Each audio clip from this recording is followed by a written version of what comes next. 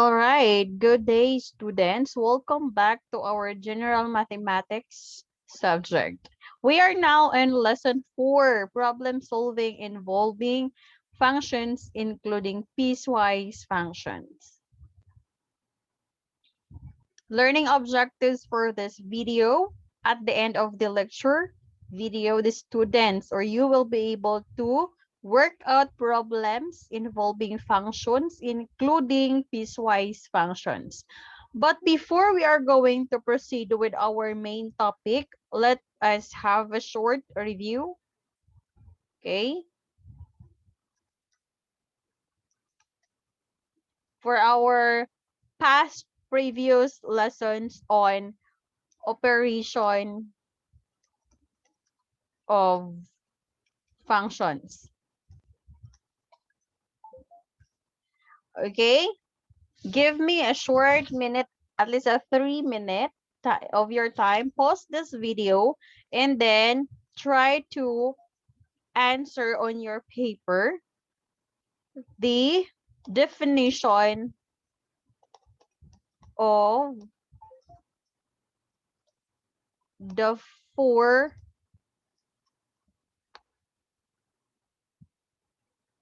operations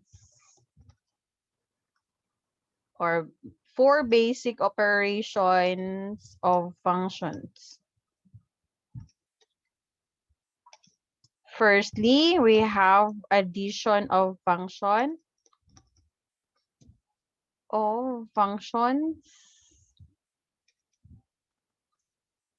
Next, the subtraction. Third, the multiplication. And fourth, the division of functions. So define the four basic operation of functions: the addition of functions, the subtraction of functions, and the multiplication of functions, including the division of functions. And right after you define the four basic functions, operation of functions, define also the composition of functions.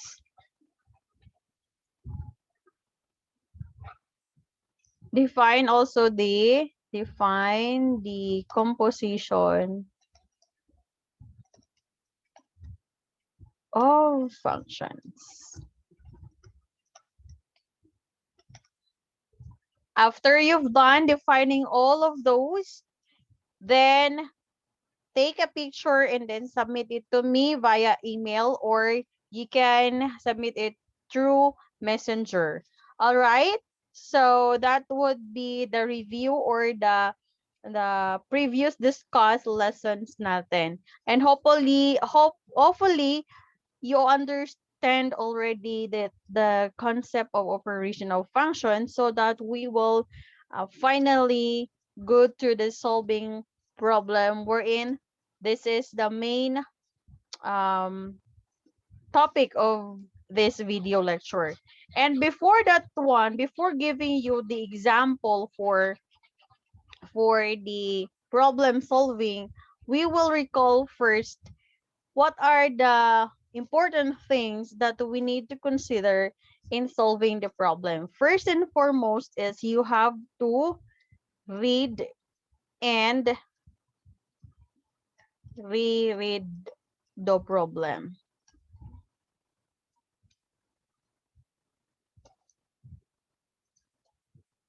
Next is you need to create a function based on the given scenario in the problem. And then the third one is using the given in the problem, you are now to evaluate based on the given problem what is asked there. So that part there is to evaluate na siya. So you have to go back and recall how to evaluate functions. And the first thing to do here, yung second one, the create function based on the given scenario in the problem, that was the first discussion that we have to represent a function. Okay, wherein we create a function based on the problem given. All right, so finally, let's have the example. For example, number 1, Nicole has invested in a jewelry making kit. She makes bracelets that she can sell for 5.50 pesos each. So 5 pesos and 50 centavos each. At the end of the day, she sold 15 bracelets.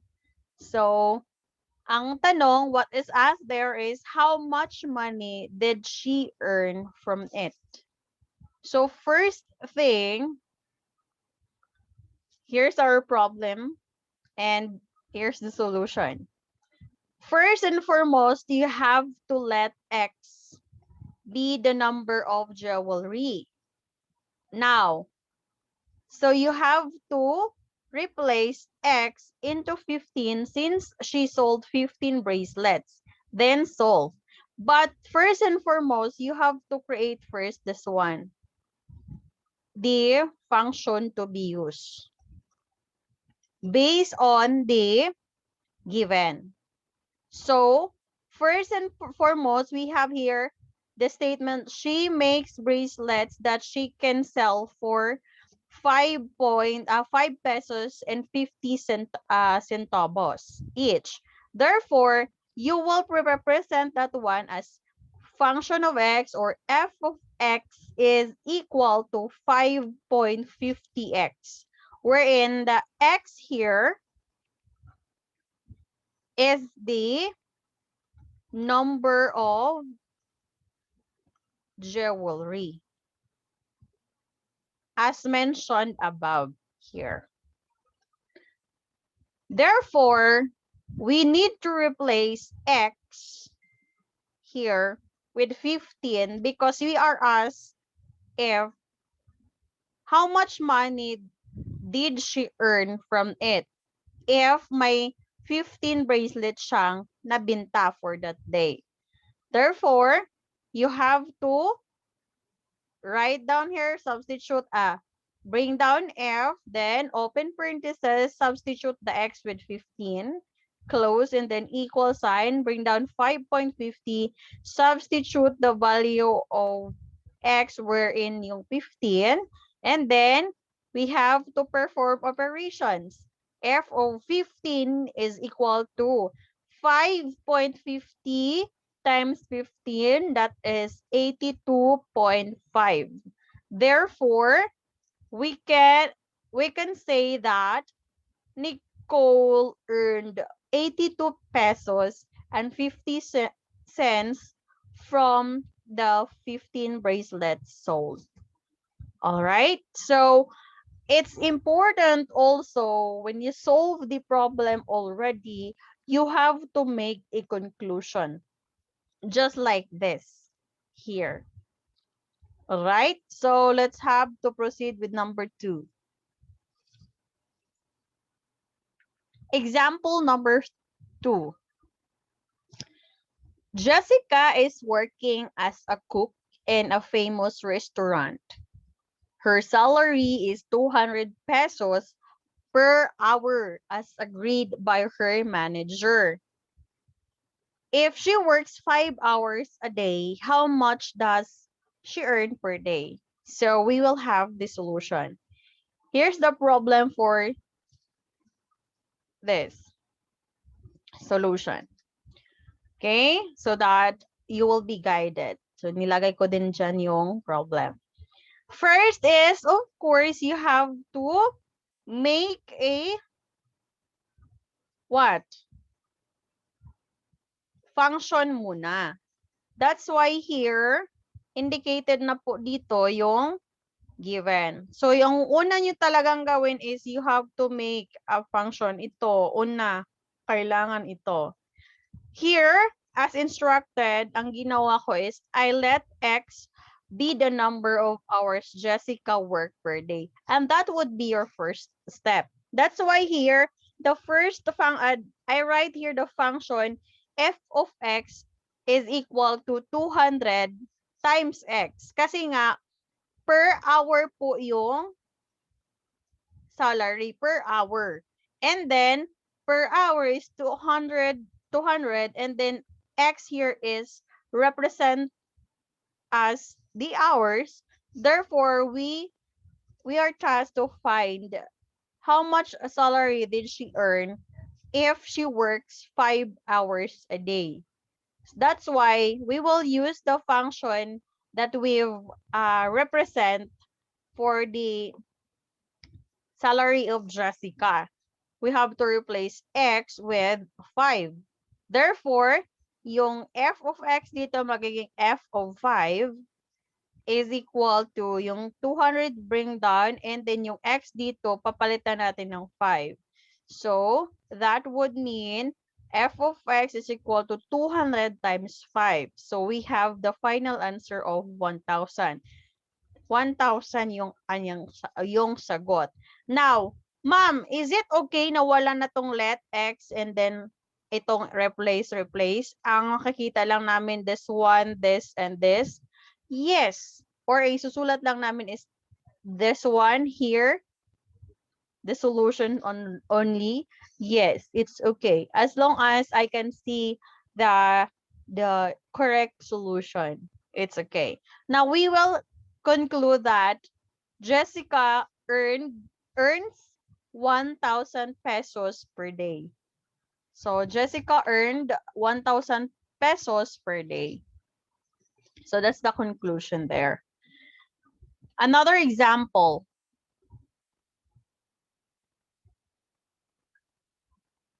Amy bought an apple costs 25 pesos. What is the cost if she will buy 8 apples? So, we have here, we will write first the what? The function. Here.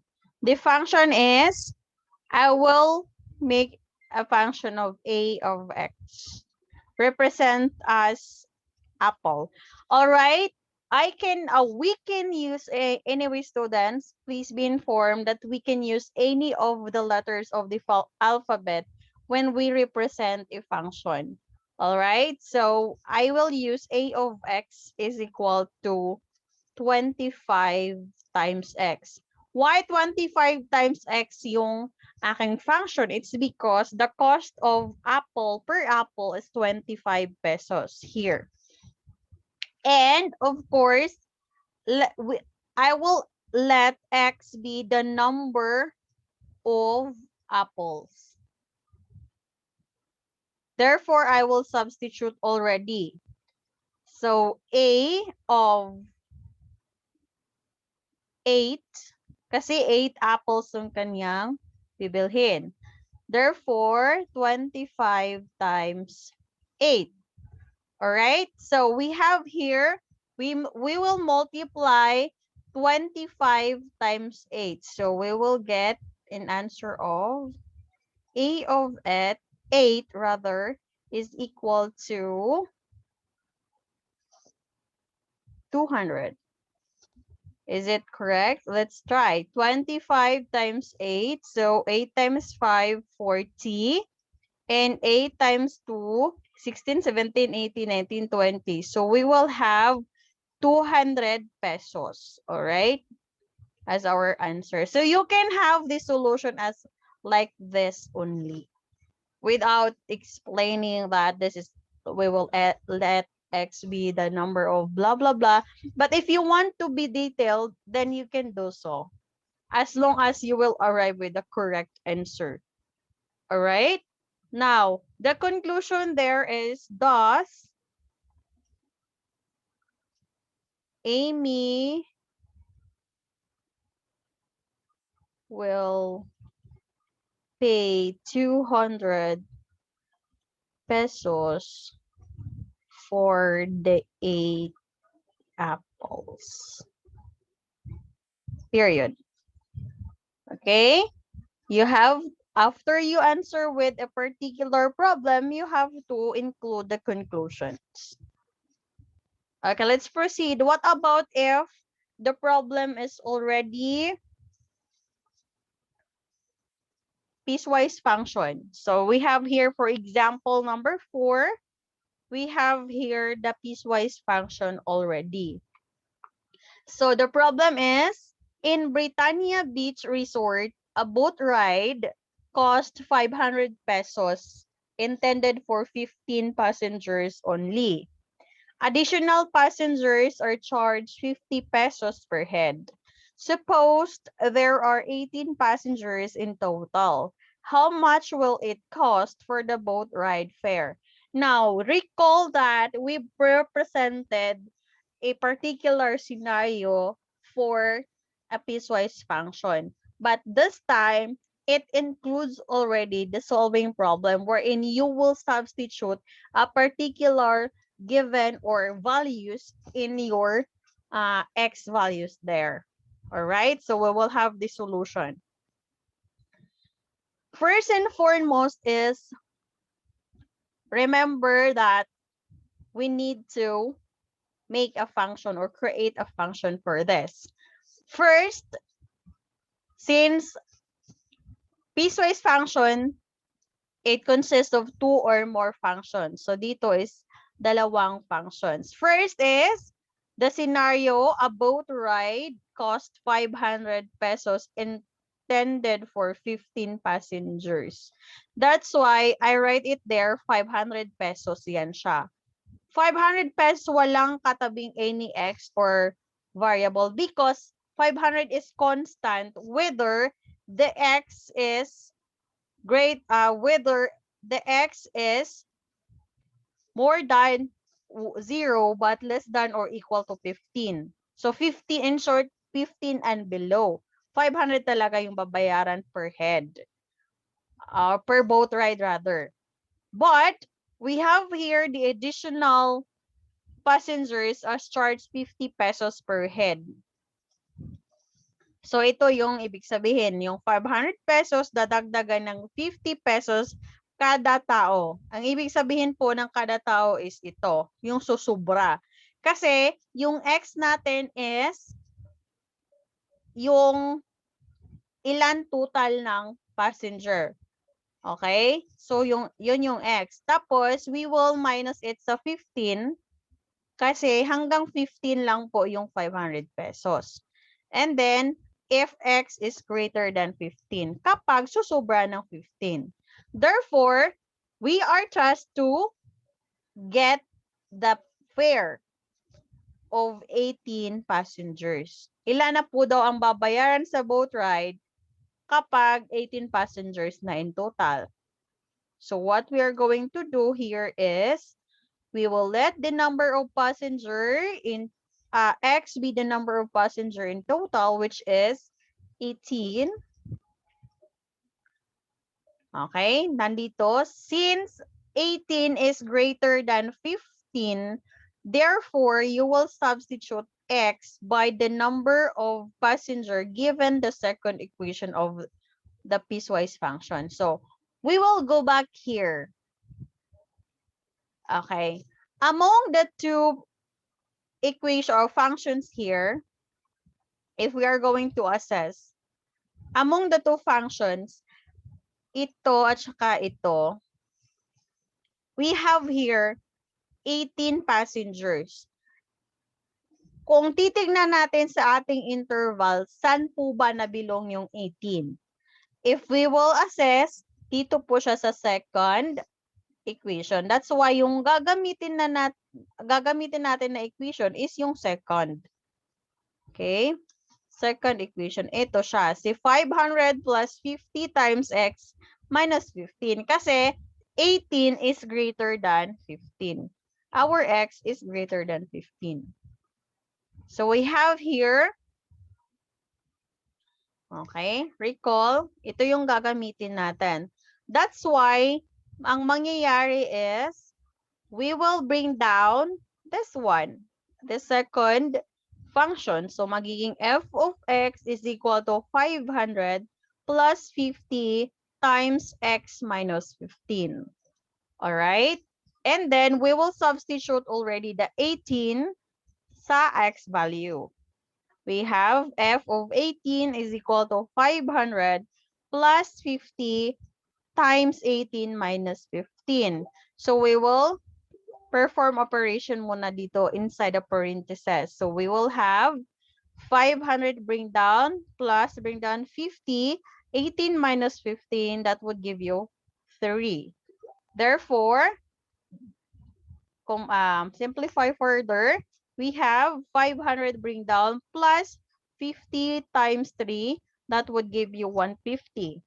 And then, final answer for 18 passengers, we have 650 pesos. Therefore, the conclusion would be the total boat ride fare for 18 passengers is 650 pesos.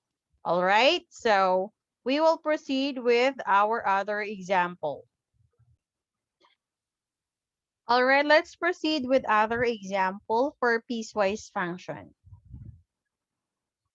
Example number 5, a photocopy shop charges 1 peso per photocopy for orders of 20 or fewer. Ibig sabihin, 20 or below 20, 1 peso pa yan siya per photocopy. Alright, for, we have also fewer than 50 and fewer. We have here 85 cents na lang, centavo. So, 85 centavo. But more than 20 siya, photocopy. Fewer 50 but less than, fewer 50 but more than 20 photocopies. And for 50, more than 50 naman, we have here the 75 cents na lang ang babayaran. The question now here is, how much will you pay if you order 34 photocopies? First thing is we will represent or create a functions first for the piecewise function for this problem or for this scenario here. So we will have, okay, we will write first the function representing the cost F in pesos for X number of photocopies and then solve using it. First is 1X for this photocopy of 20 or fewer photocopies rather. So 1 peso daw. 1 times X. The interval only is 20 or below. Kasi yung sinabi nito sa X is X more than 0 but less than or equal to 20. Alright? X is greater than 0 but less than or equal to 20 only. Alright? That would be for 1 peso each in each photocopy. But the second one here, the second function that you will have, 85 cents per photocopy. So that's why photocopy kasi per photocopy yung X natin, number of photocopy. So 85 cents times the photocopy. Ilang photocopy? If 50 or fewer but more than 20 photocopies. That's why yung interval natin dito here is X is greater than 20 but just less than 50 and equal to 50. Alright? Less than or equal to 50 only but greater than 20 pieces. And then the last function that we will create is yung sinabi niya na 75 cents na lang daw per photocopy for orders of more than 50 photocopies. So, yung sinabi natin sa interval, 75 cents na lang each photocopy if the photocopies will be more than 50 photocopies. But the question here is how much will you pay if you ordered 34 photocopies? So if we are going to assess here, 34 photocopies will belong here sa second function. Kasi ang interval po dito kay x is greater than 20 but less than or equal to 50. Since dyan po papasok yung 34, ito yung gagamitin natin na function. That's why, take a look with the solution. Okay? F of x, ito yung second functions natin kanina. 0 is equal to 0.85 cents na lang times x. Yung ilan ba ang photocopy. Now, we will substitute the value of x. So, since 34, therefore, f of 34 is equal to 0.85 times 34. Then, we have here for f of 34 is equal to 0.85 cents times 34. We have here 28.9 cents. 28 pesos and 9 cents. Therefore, so for 34 photocopies, you have to pay 28 pesos and 90 centavos. All right? I hope na maliwanag na po kung paano po mag-solve ng problem solving rather involving functions including piecewise functions. So you just have to recall the evaluating functions and also the operations involved. All right? So we have here, you have to do this. So create one example of a real life situation which involve piecewise function, and then you have to represent it using function notation. All right? And then after that one, you have to take a picture of it and then email it to me or send it to me through Messenger. All right? Email or Messenger will do. All right?